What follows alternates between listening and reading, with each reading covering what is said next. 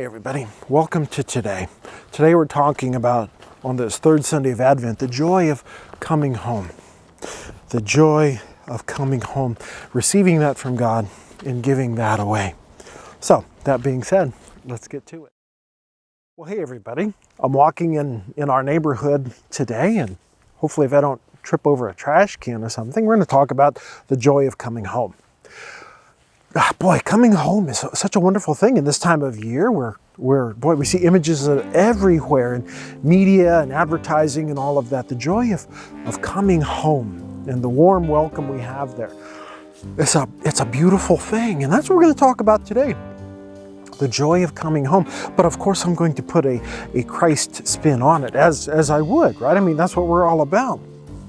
And we're going to talk about the church. Now, I know that makes some people nervous, but hopefully not you, as we talk about the welcome home in Christ and the welcome in the church, and then our giving of welcome, our giving of joy, and our giving of love to others. Okay? So first off, let's start with saying, best-selling author Maya Angelou had this great saying or writing, or I don't know where she got, or anyway, it's from Maya Angelou. And she said, we all have that ache for home within us. That safe place where we can come as we are and not be questioned. That's beautiful, right? We have that ache for home. Each of us have that. And of course, some of us have had rotten experiences at home, and we grieve with those people, and I'm sorry for that. But others have had a wonderful experience, and well, I guess even if we've had a bad experience, we still want that good experience. We want that joy of home. Now, in the same way, well, thinker, philosopher, theologian, scholar, Karl Barth once said that each of us have in our hearts that vacuum that's shaped like God, and only God can fill it. It's like God-shaped vacuum, I think is what he wrote. And it can only be filled by God, and that's that aching, that longing that I think Maya Angelou was talking about. Each of us have that longing for God, that longing for home in God. And so each of you listening today, I want you to hear that you are welcome in God. You are welcomed home, just as you are. Come. I mean, we in our Thursday Bible study this week, we were talking about the banquet where the king threw the doors wide to everyone and invited, everybody, the riffraff, the rich, the poor, and those who came were clothed in wedding garments, which is the righteousness of God, of course, and they enjoyed the banquet of the king. Each of us are welcomed in God, that we can't earn it. I mean, what would you do if you even tried? We're welcomed by God in Christ, and I want to extend that to you.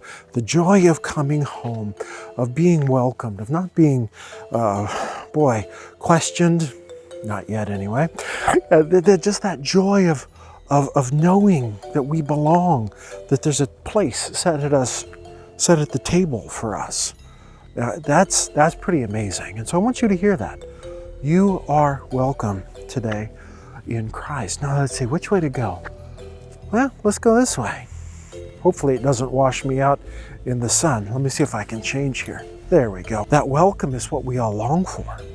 That welcome of home, that welcome of belonging. And it's found in Christ. It's found in Christ.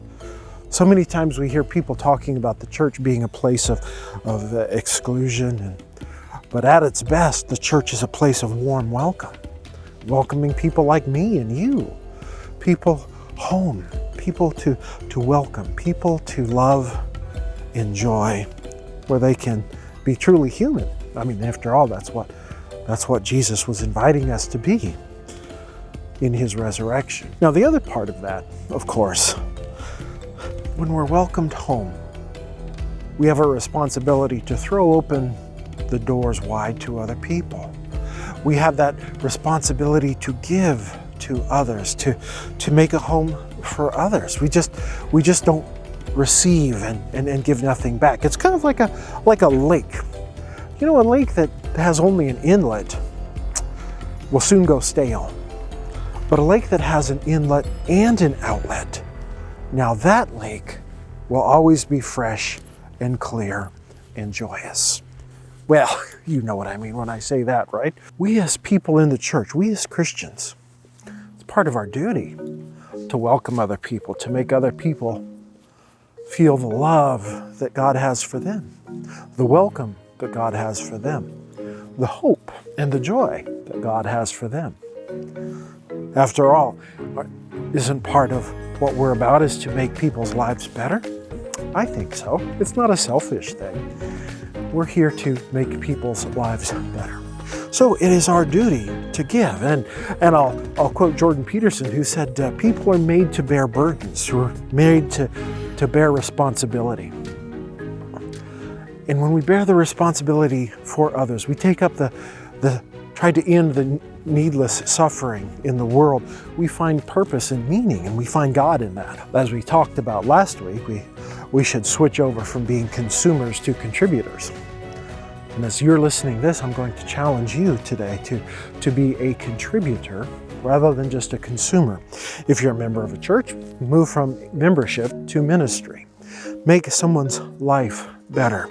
You know, as a pastor, sometimes I can get discouraged because what I do takes so long, right? Building a house like the ones I'm walking by now, that can be done in 6 months. And you walk away and say, yes, job accomplished, well done, and you move on to the next one. What I do though, what I've been given the duty of by God is to make people's lives better, proclaim the gospel of Christ, and that doesn't take 6 months. That takes 600 years. It takes forever. Sometimes that can be discouraging, but the continual giving to others, the continual giving away of the welcome, that's what makes life worthwhile.